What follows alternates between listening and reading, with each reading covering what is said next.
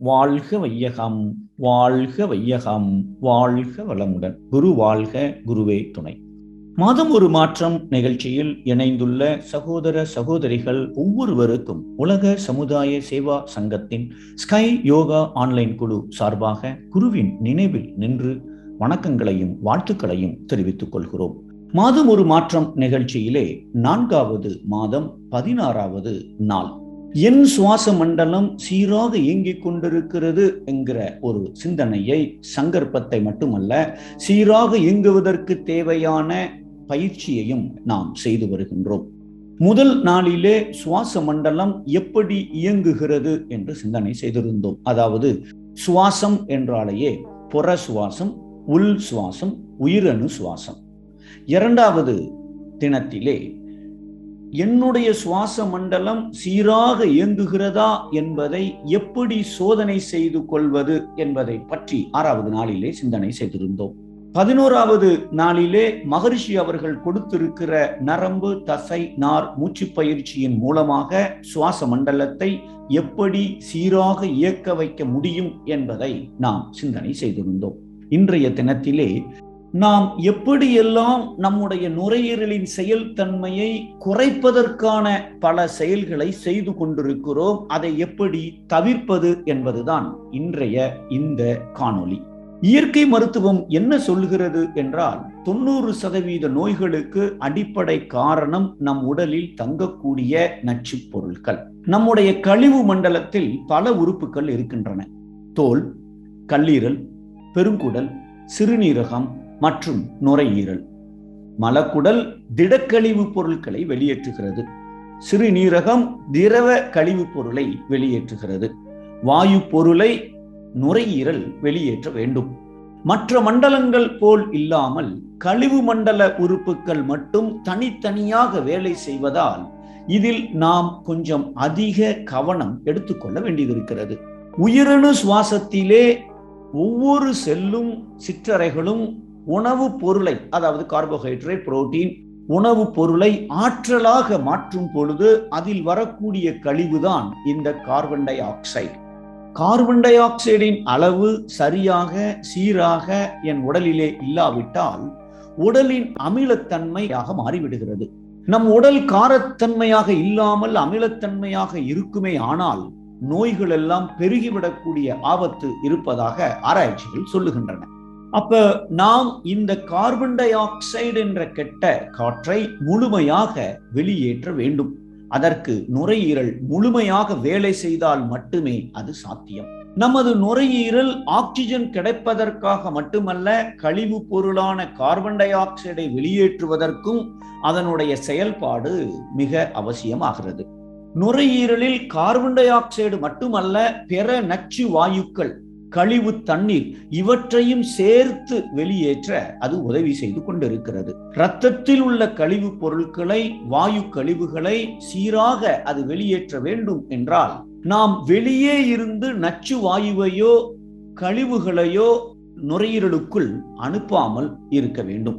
நாம் அப்படி செய்து கொண்டிருக்கிறோமா என்று கொஞ்சம் சிந்தனை செய்து பார்த்தால் நாம் ஆச்சரியப்படுகிற அளவிலே, அதிக அளவிலே நச்சு பொருட்களை தெரிந்தோ தெரியாமலோ நம்முடைய நுரையீரலுக்குள் தினசரி நாம் அனுப்பி கொண்டிருக்கிறோம்.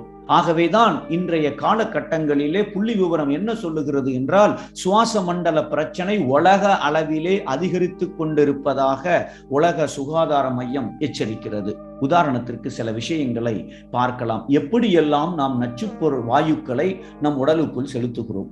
புகைப்பிடிப்பவர்கள், அவர்கள் புகைப்பிடிக்கும் பொழுது அந்த புகை அவர்களுக்கு உள்ளே சென்று நுரையீரலுக்கு சென்று மீண்டும் அது வெளியே வருகிறது. ஆனால் புகைப்பிடிப்பவர்களின் அருகில் நாம் இருந்தால் அந்த சிகரெட், அதிலிருந்து வரக்கூடிய புகை நேரிடையாக நமக்குள்ளே செல்லும் பொழுது அங்கு ஆபத்து கொஞ்சம் அதிகமாகவே இருக்கிறது. பாசிவ் ஸ்மோக்கிங், அதுவும் ஆபத்து தான் என்று ஆராய்ச்சியாளர்கள் நிரூபித்திருக்கிறார்கள். அது மட்டுமல்ல, வெளியிடங்களில் உள்ள வாகனத்திலிருந்து வரக்கூடிய புகை, அதிலே நச்சுப்பொருள் இருந்தாலும் நம்முடைய நுரையீரல் பாதிப்புக்கு உள்ளாகிறது. வீட்டிற்குள் நாம் பயன்படுத்துகிற பிளாஸ்டிக் பொருள்களிலிருந்தும் நச்சு வாயுக்கள், அதாவது ஆர்கானிக் வேப்பர் என்று சொல்லுகிறார்கள், அது வந்து கொண்டே இருக்கிறது என்று மருத்துவ விஞ்ஞானம் எச்சரிக்கிறது.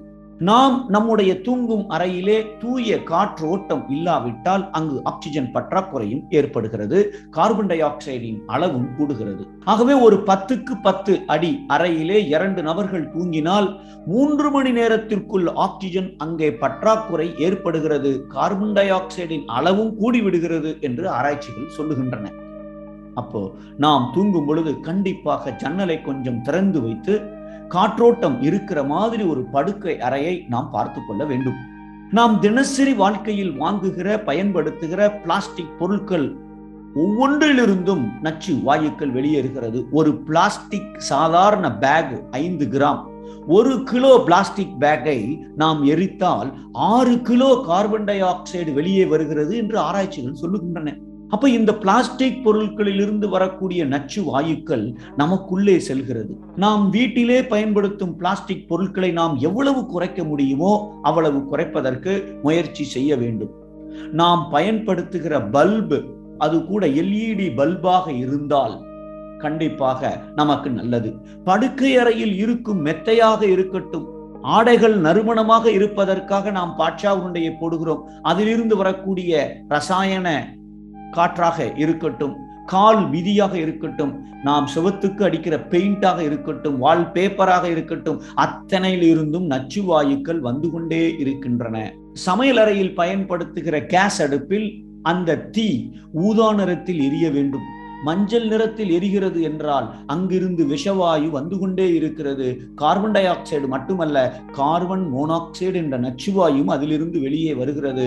அது ஊதா நிறத்தில் எரியவில்லை என்றால் கண்டிப்பாக அங்கே பிரச்சனை இருக்கிறது. முதலிலே அதை சரி செய்ய வேண்டும்.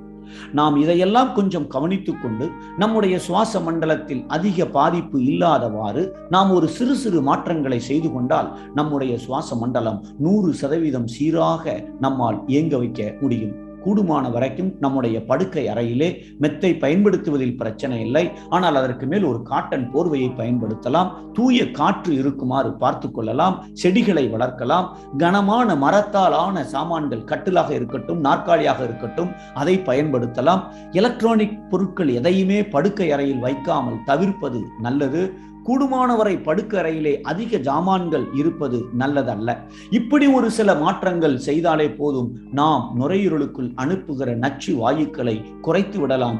நம்முடைய சுவாச மண்டலத்தை சீராக இயக்க வைப்பதற்கு நம்மாலான முயற்சியை நாம் எடுக்கலாம். நம்முடைய சுவாச மண்டலம் சீராக இயங்கிக் கொண்டிருக்கிறது என்பதை நாம் தொடர்ந்து பயிற்சி செய்து கொள்வோம், சோதனையும் செய்து கொள்வோம். அதற்கு தேவையான நரம்பு தசைநார் மூச்சு பயிற்சி, நாடி சுத்தி, பிராணயாமம் போன்ற பயிற்சிகளை தினசரி விடாமல் நாம் செய்து கொண்டிருப்போம். நாம் மாறுகிறோம். வாழ்க்கை பயணத்தில் ஆனந்தமாக வாழ்ந்து கொண்டிருக்கிறோம். வாழ்க வளமுடன், வாழ்க வளமுடன். நன்றி.